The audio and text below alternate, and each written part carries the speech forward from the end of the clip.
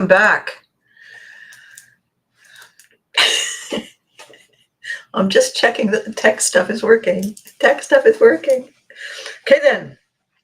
I'm Abby Hagyard. That's Valerie Prevert, mom from You Can't Do That on Television. When I was, according to sources south of the border, Nickelodeon's #1 TV mom.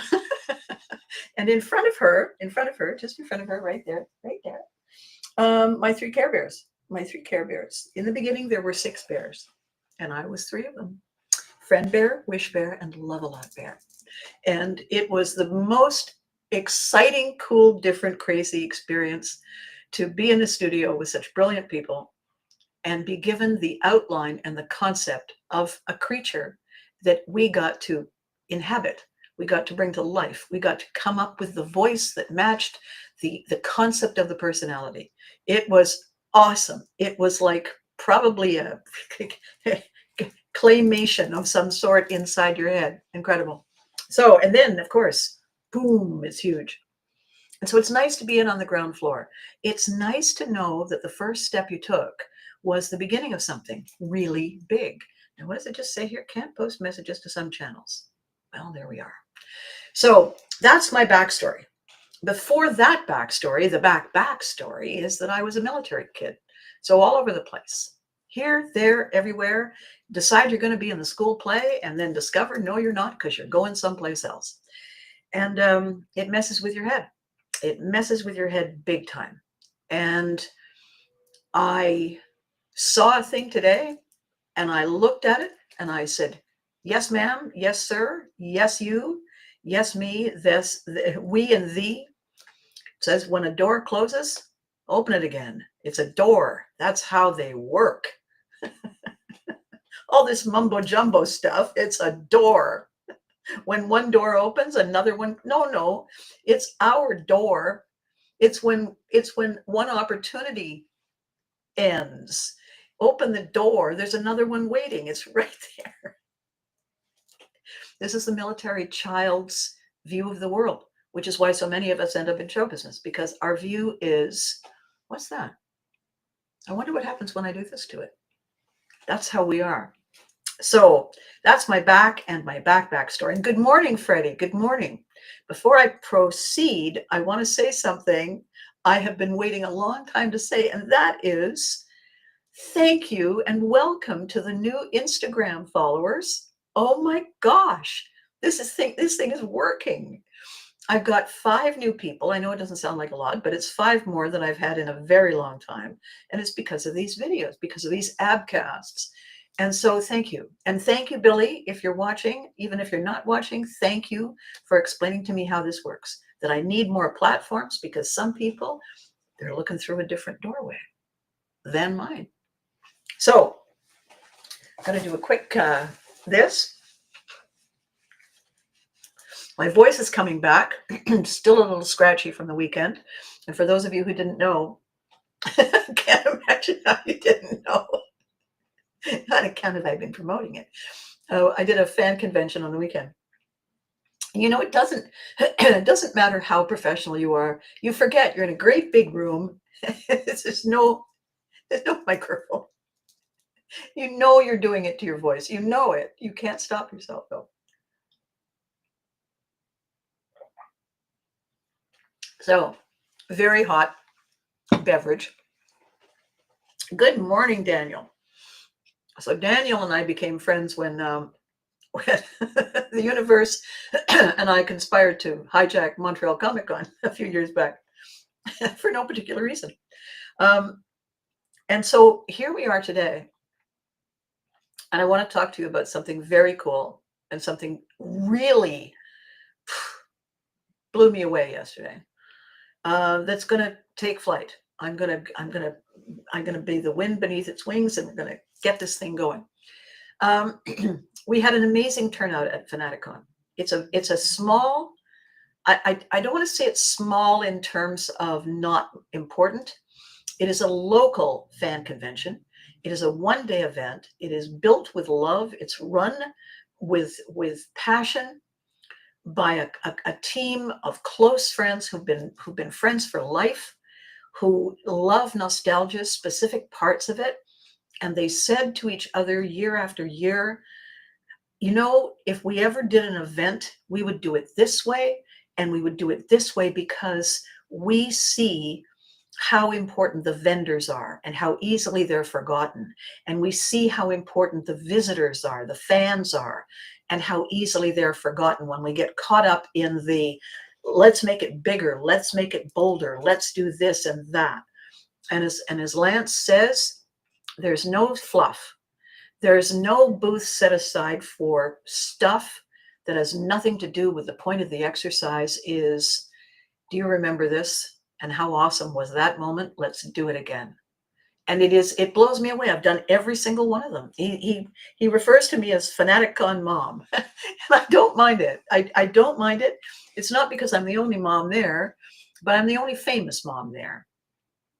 The thing is that at my booth, it's not about the fact that I was a mom on You Can't Do That on Television or a librarian or any of those characters. And it's not that I was Care Bears or Teddy Ruxpin or For Better For Worse or any of those other things. My booth is an open concept, interactive, come on in, I've got paparazzi, I've got feather boas.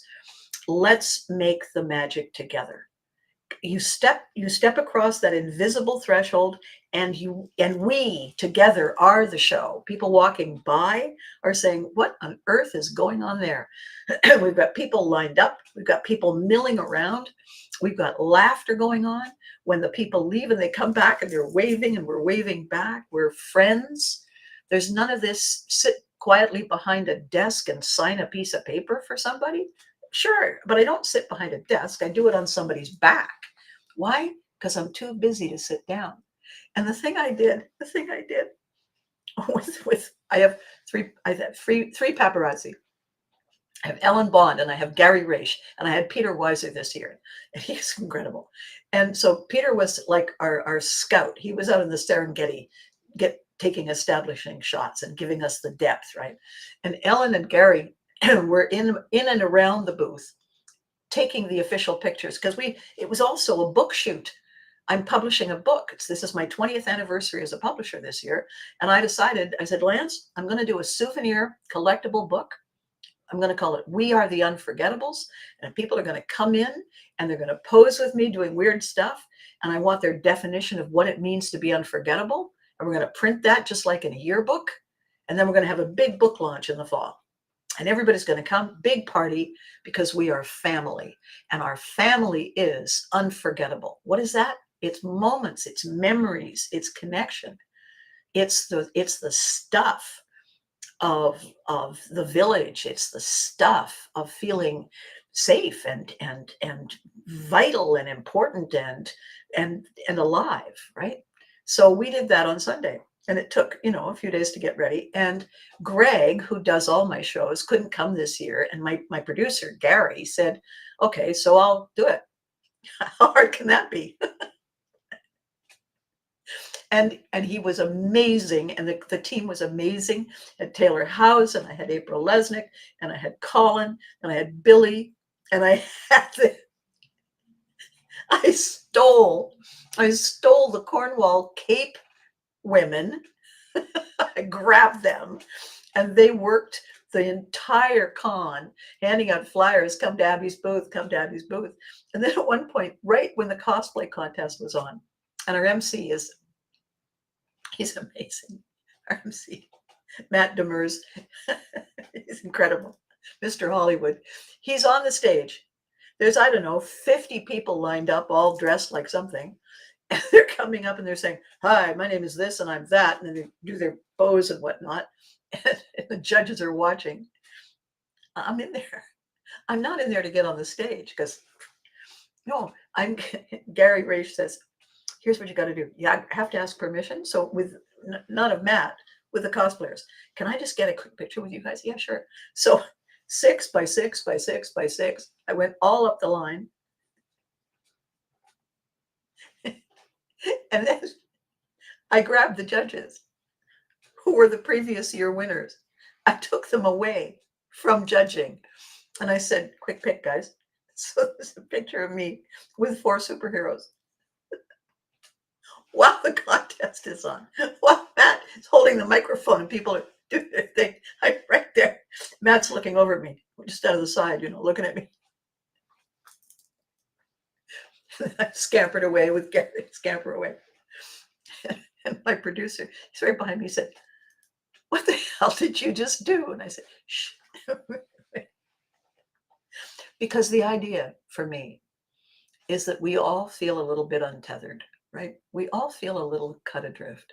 We all feel a little like, I don't even know where my house is, which, by the way, for a military kid, we call that Tuesday.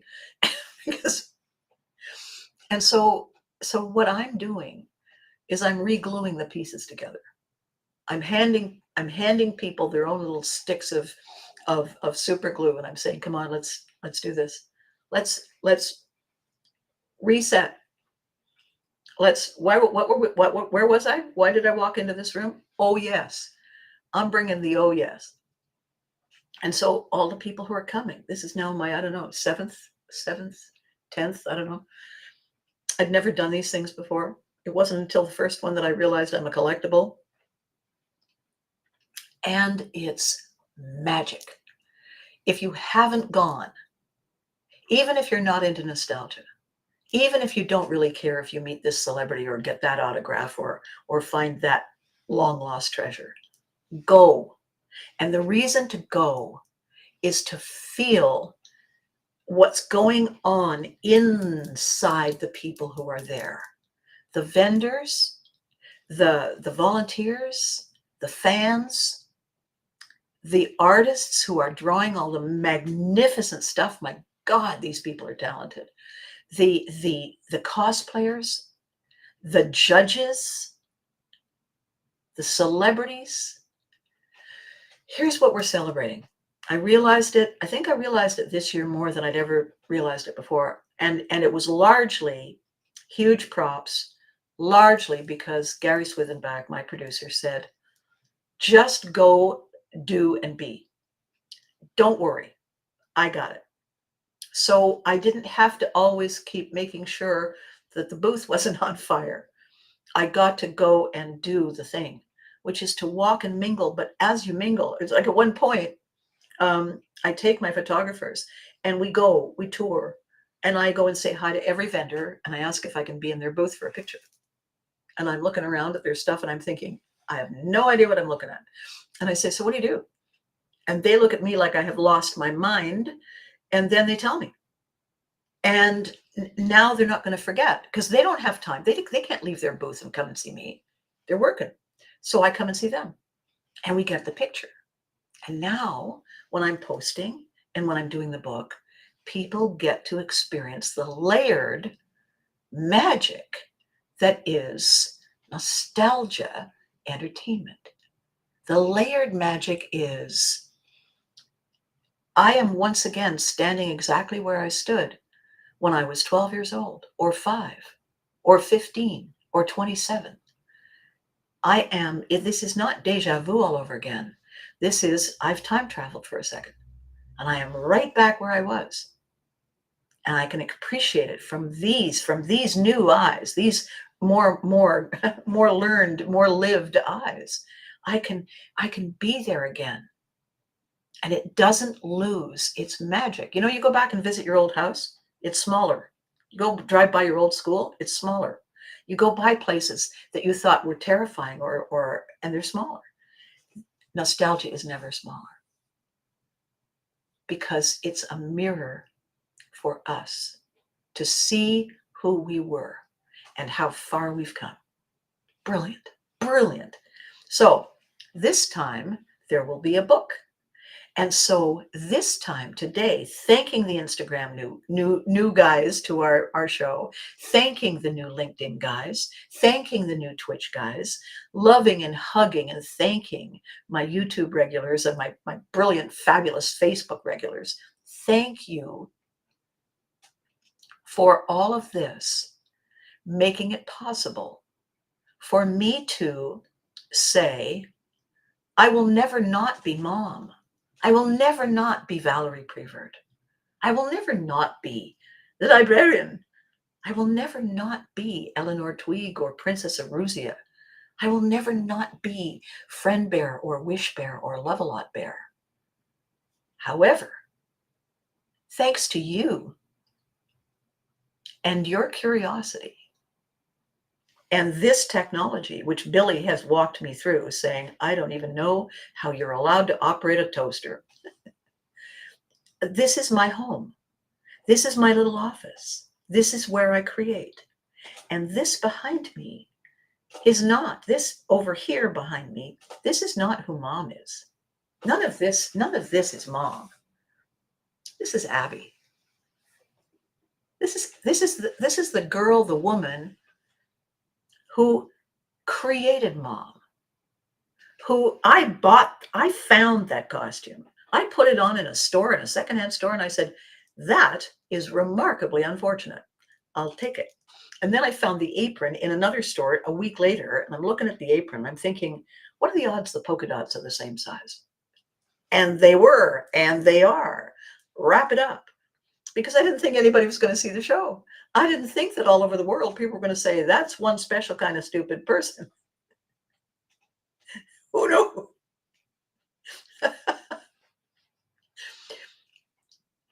However, it's the magic. It is absolutely the magic, right? So the theme today, that's a long-winded intro, Abby. The theme today is, it's such a favorite thing.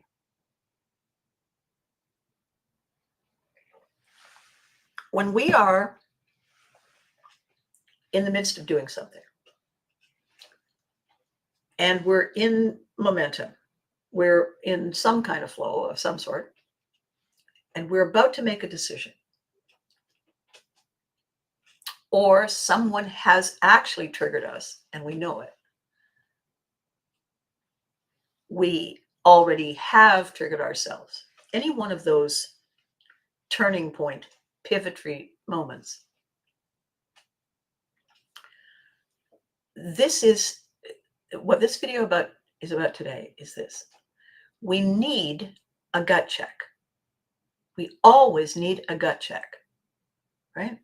My dad, when we were overseas, and I was just almost, if we'd been back home, I was within 2 years of being legal age to drink. No, 3 years. It was 3 years from legal age to drink if we were in Canada. 3 years. 4. Anyway, in Europe, the rule over there is if they can see you over the bar, they serve you. Therefore, that naughtiness that causes people to say, ooh, it's illegal, let's do it. Or, ooh, I'll get in trouble, let's do it. It wasn't there. So Canadian American kids going overseas, they're no longer going off in the woods with a keg of beer or 26ers of something to try and make themselves mad, because there's no penalty for it. So it's not dangerous, right? My dad said, I'm going to make you a deal. And I said, cool, what's the deal? He said, you will never have a curfew. I will never have a curfew? What's the catch, Dad? By the way, Dad, 6'5" Viking, there's always a catch. He said, I want you to picture me, my father, reading about it the next day in the big headline in the local newspaper. That thing you decide to do. I want you to picture my reaction and then choose.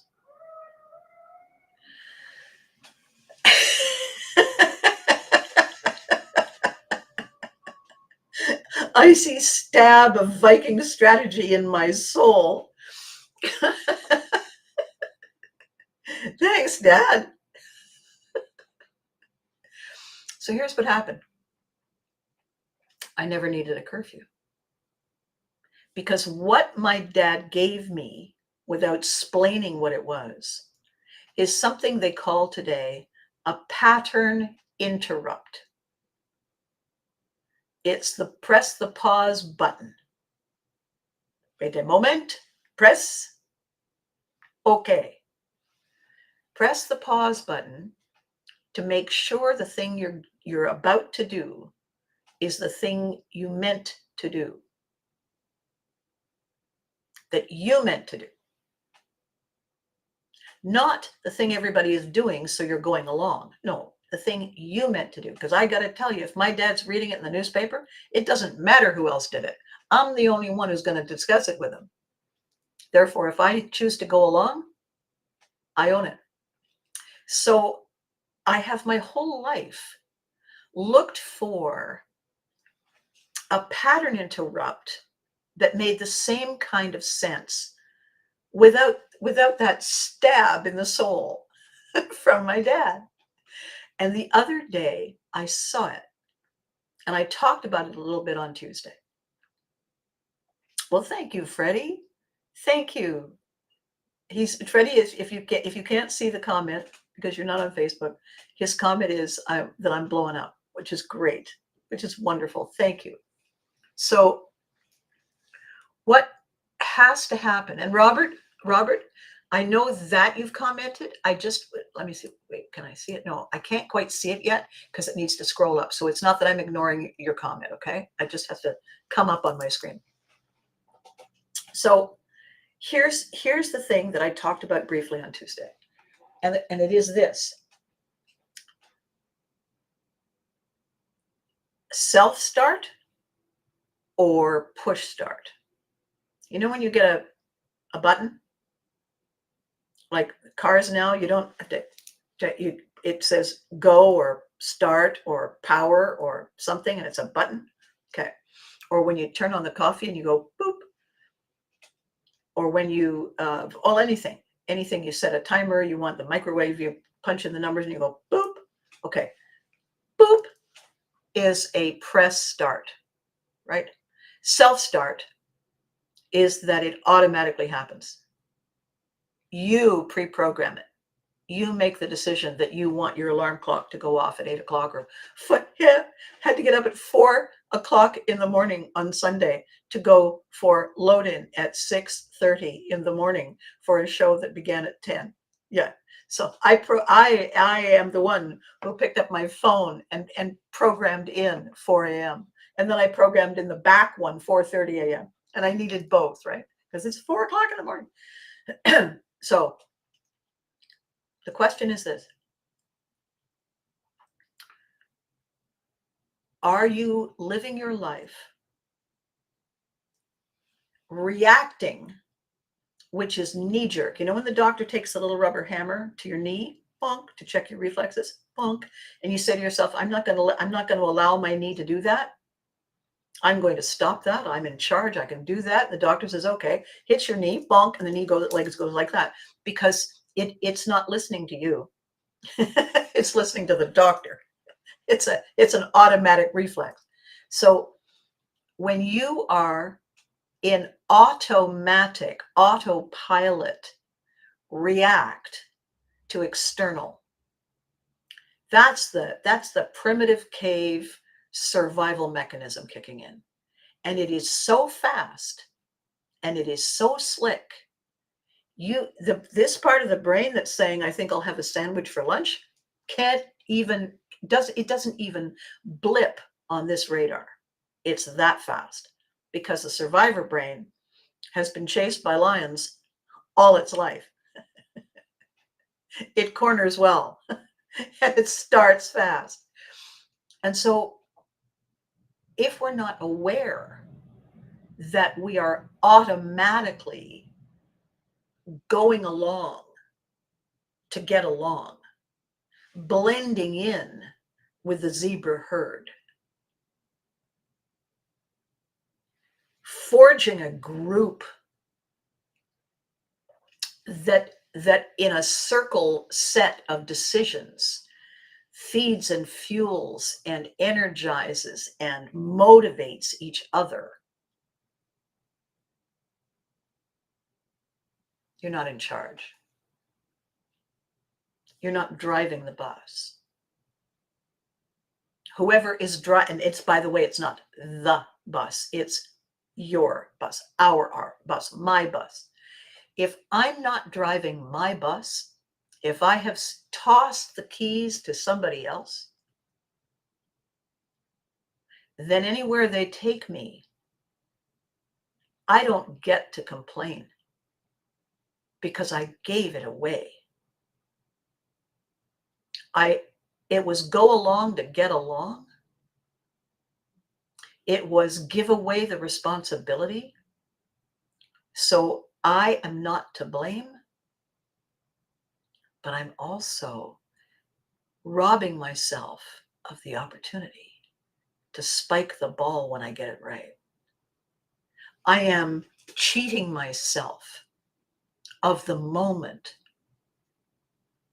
when the decision I made changes my life. And why the hell am I doing that? I didn't come here. I'm not here. And I don't mean this room. I'm not here to be pushed around on a game board by someone else. I'm here to choose to even get on the game board. I'm here to choose which piece I look like and represent. I'm here to choose whether I want to do snakes and ladders, whether I want to play Dungeons and Dragons, whether I want to be in the world of Warcraft. I get to choose. I'm the one walking here.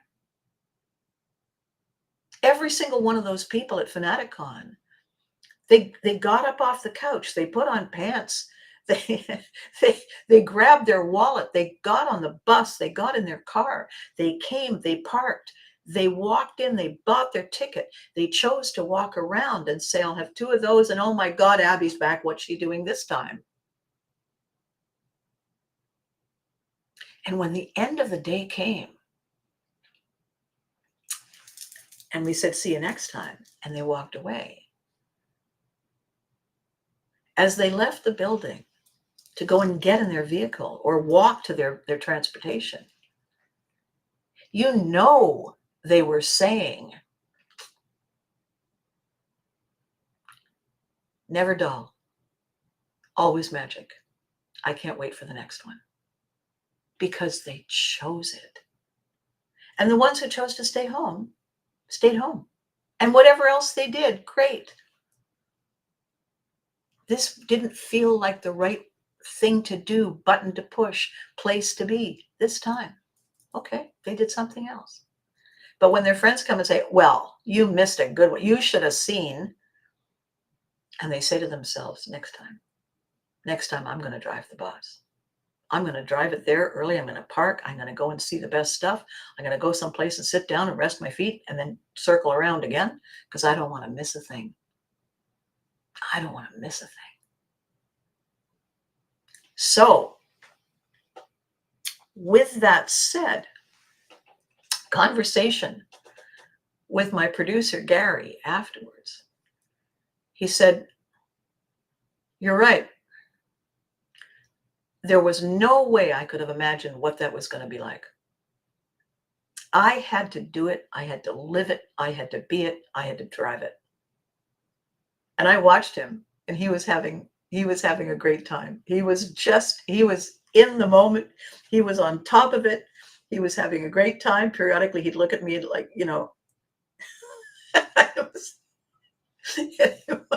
walk away and come back and say, okay, so I got this, and we're going to do that. You have to be over here.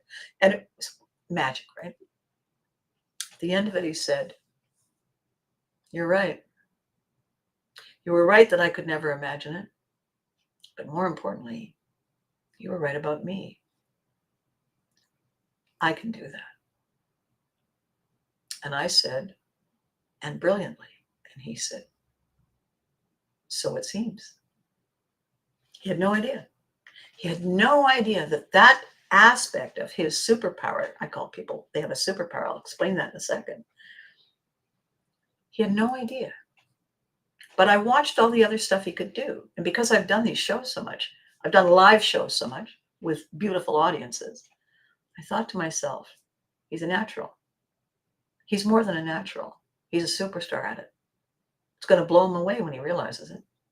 And it doesn't matter what I say, it just sounds like a compliment. It's not a compliment. I'm profiling him. So when we had our debriefing, we sat at dinner, talked for hours and hours.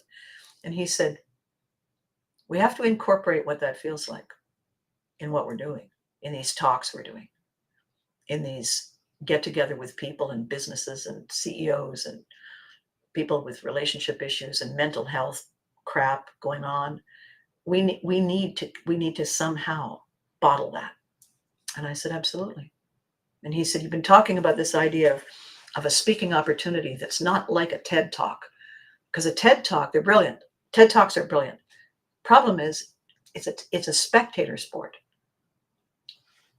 The TED of the day comes out, and it's all about them. Why is it all about TED? If you want the ideas to spread, you have to engage with the audience. You can't just tell them. You have to have an intermission, and then the discussion, it's like a panel, the Q&A. Because the only reason people go to a TED Talk is to learn something. Well, once you learn it, once it's in there, it starts attaching itself to stuff, and the ideas come out. And you're all excited. You need a chocolate ice cream. You need to have the interaction. I've known that from the first time I saw a TED Talk. I said to whoever it was I was with, why is it always about TED? I get it. But the thing is, a show isn't about TED. The show is about the audience. Without the audience, TED's in a rehearsal. The audience is the lifeblood of everything. The audience is us. Right before we became the person who asked the question, who said the thing. It's a rotating thing. You know, here's the thing about this dynamic that absolutely nobody ever sees, or if they do, they don't talk about it. So when you see birds flying in a V, right? And how it works, if you watch long enough, eventually the lead bird gets tired, so he drops back, and the next one on one side or the other side takes the lead place. So what they're always fresh, because the one taking the lead is the one flying into the wind. Everybody's then, they're in drafting behind each other, right? They're drafting. So it's not as exhausting. And so they spin back. That's if you have, like, I don't know, anywhere from 5 to maybe 50 birds. You know what happens when you have 500? Do you know what happens when you have 5,000 birds? You have a murmuration. They're not just shaping the V. They are not a double helix. They're a quadruple, a centuple, a kabillion layers, rotating, creating shapes and forms, flying magically, and discovering new dynamics and new rhythms and new formations that nobody's ever seen before. And then on top of all of this going on, they're also in a swoop motion. So it's layered upon concept upon concept. And it's all something that happens chemically and organically and spontaneously. And you never see 2 birds flying into each other and going, boop, oh, sorry, my bad. You know what I'm talking about, right? Not if you're not if you know. You know what I'm talking about. That, what I just described, the murmuration, that is what goes on between a live audience and the person on stage. However many persons are on stage. That is the invisible energy in the room. When you get the volume of people in the same space, with the same intention, with the same purpose, you don't just get flow. You get magic. and it never bumps into each other and falls down. And then the show ends. As spontaneously as it began, the murmuration ends. And then they just start flying again. We are a murmuration. We don't know it because we can't see the flock when we're in it. We can't see the forest if we are the tree, because the forest is behind us, above us, below us. And we're facing that way. It's organic, it's chemical, it's automatic, and it's constant. And my purpose with Pivotry in Motion, my purpose with the Lion Effect, my purpose in the speaking and doing the live shows and making them dynamic and unforgettable is giving us all a chance to see the miracle. We aren't alone. We never have been. We are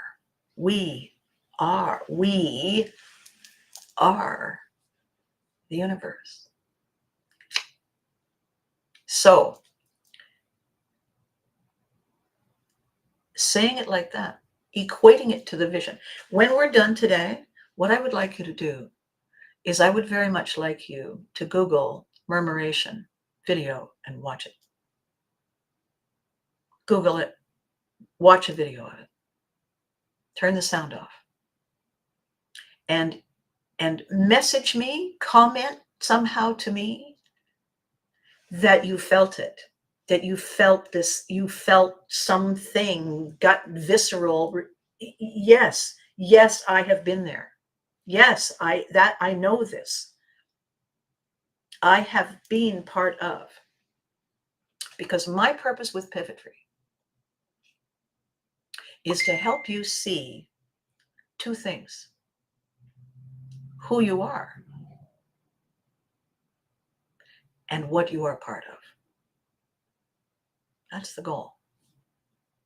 And if you have lost your way or faltered in your step, or you took a wrong turn at Albuquerque, that's what I'm doing with Pivotry in Motion. I'm creating an opportunity to say, just turn your head that way, just that much. That's it. What do you see now? This is what we're doing, all of us together on the team. We're building a speaking team. It's called the Lion Effect. It is the essence of Pivotry in Motion. It's not a story of me. It's a story of we.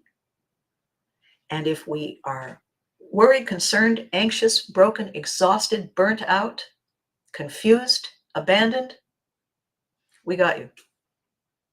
How do we got you? Because each one of us is that. And we are talking to you about how, not that, how we manage to find our way back. So why am I talking about this when the theme today is my favorite question? My favorite pattern interrupt? If this is push start that you are doing, you're stalling. You're wasting your time. It's self-start. It's self-start that gets us going in our own unique, brilliant way. So the question, wait, push start? Does it feel like push start? Am I reacting instead of responding? That's your gut check. Take out your later folder and write it down. This happens to be my next Monday. Awesome. Ivana, wonderful to see you. Robert, my next Monday. Your birthday next Monday. Your birthday. Oh my gosh. Oh my gosh, Robert. Okay. Here's what I want you to take away from today. All right. It's not going to be as long as it normally is. I know I always say that and then it runs long. I want you to take away from today the two things. Is it push or self? Am I doing this or is somebody else doing this? Is somebody else giving me a nudge? Or am I saying, okay, you know what? That's not good enough. That comfort zone is way too small. It's now a discomfort zone, and I'm better than that. Tally ho. And you don't have to tally by yourself. You don't have to tally ho by yourself because you have us. We're go, you go. And you can write down the moment when you said, nope, yes. That's what the later folder's for. You can make your own, but I have them. And every time we're going to do a talk, I'm going to bring them. Why? Because they work. I didn't know they were going to work when I first started doing it. When I first started teaching actors back in the midst of time, somebody said to me the other day, it's very funny. When were you at Hillcrest High School? And I said 1492. What? Shut up. Not yesterday. All right. So what we write down is the aha. I'm in a bad mood because my eyeliner pencil broke and I had to sharpen it, and that made me a minute late. And because I was a minute late, I couldn't do this. I wanted to do this, but I couldn't do it. Now I have to do it later, and that annoyed me.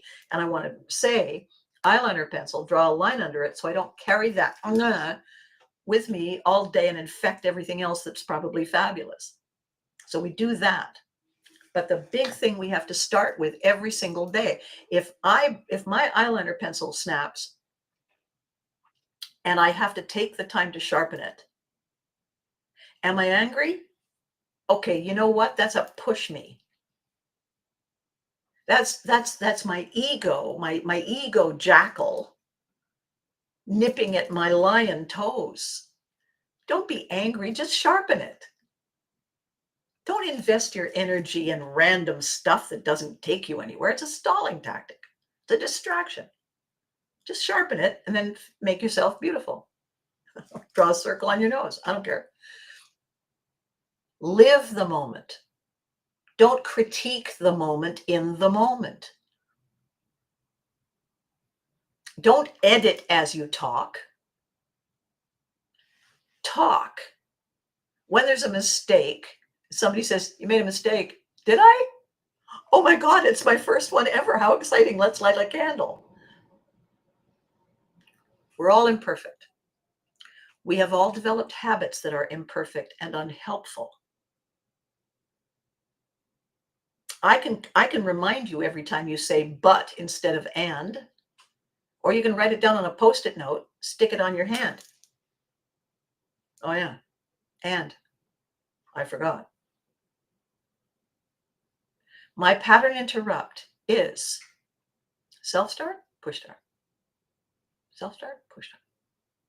Right. Choose. If it's push start, why am I choosing it? Give yourself permission to own. To, you know what? Get in the driver's seat, adjust the mirror, adjust the height, snap on the seatbelt. Let's go. It's your bus. It's your seat. It's your future. And I'm your driving instructor. And all of us, we're the ones waving as you drive by.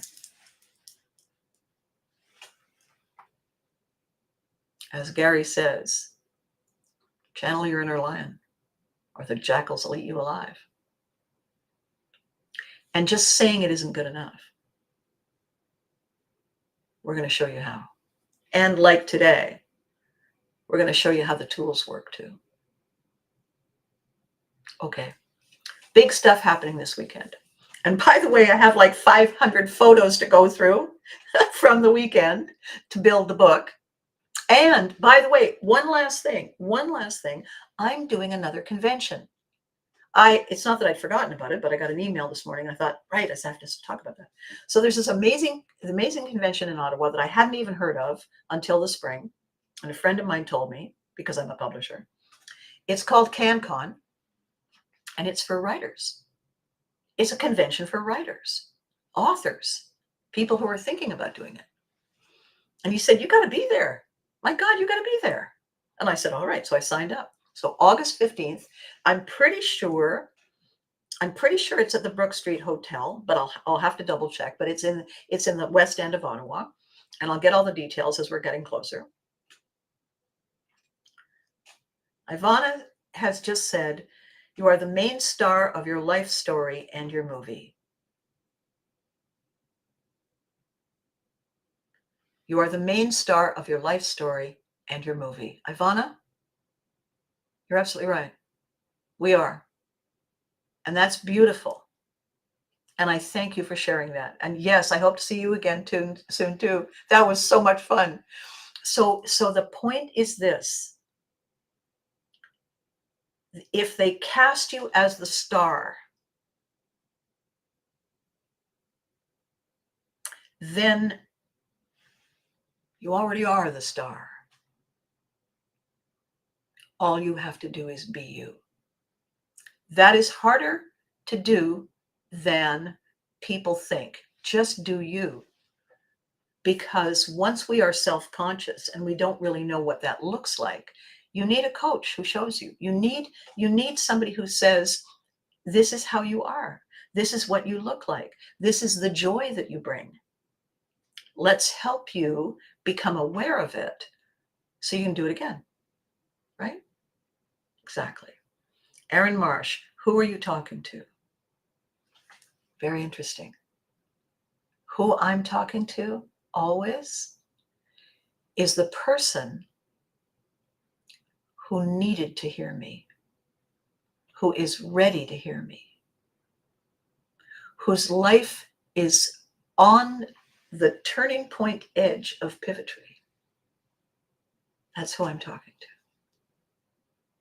Who's talking to me is my inner navigator. When somebody else is talking to me, whispering in my ear, ego stuff, self-doubt, self-blame, self-shame, stalling tactic, ego jackals, indecision, exhaustion, burnout. And so self-start or push start, what that pattern interrupt is, are you sure that this is you? Is it me or is it Memorex? Where does that come from? That's a really long ago commercial, right? Is it me? Is this me? Or am I trying to be something I'm not? Me always works. And I know we're talking cosplayers. It's not that they're trying to be somebody they're not. They are celebrating and honoring. It's an homage. They're saying, I am in this persona because I recognize it and it resonates with me, and I am honoring it by bringing it to life and walking in it to bring it to you. Ivana, oh my goodness, you're talking to me. I am at that point. Darling, I'm going to tell you something really important.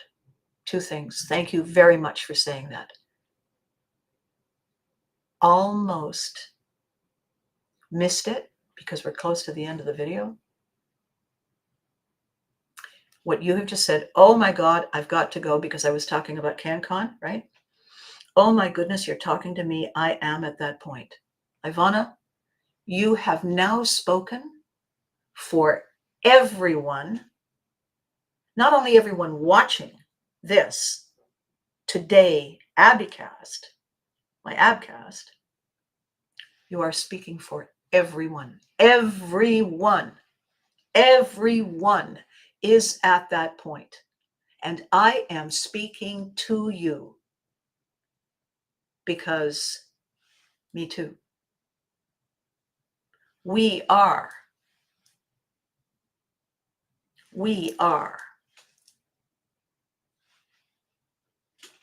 So thank you, Ivana. Timing is brilliant. What we're going to do as we get closer to August 15th and this other exciting thing that's happening that's going to explode and everybody's going to go, wow, yes, that's what's coming. I want you, when you're watching these videos, and you know, the beautiful thing about them live on whatever platform you're on is you can watch them on your own time.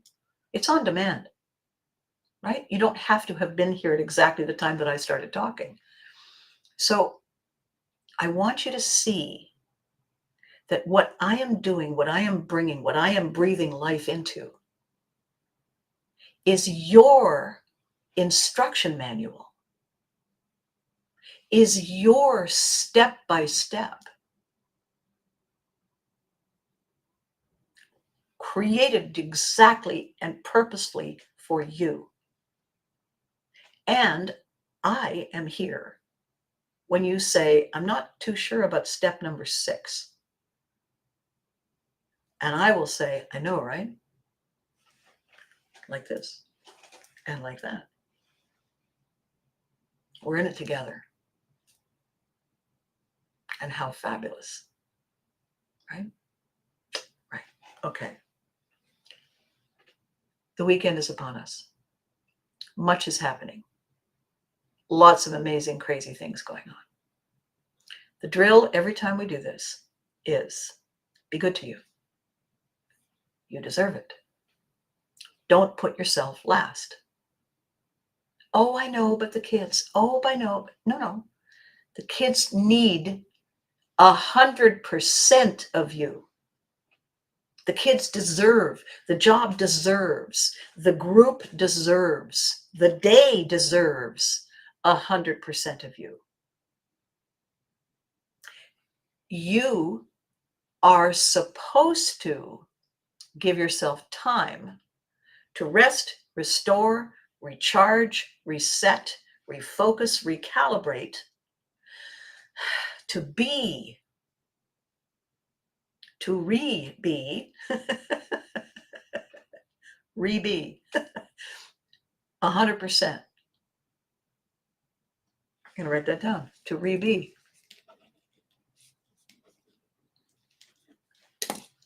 Who's ready to re-be? Oh my God, do you love that? Okay. It is when you are ready to re-be 100% is when you bring your best self, is when you live your best life, is when the people who count on you get full value for their connection, for their wish, for their need, for their craving. You can't bring full value if you're down a quart. Therefore, you prioritize filling up.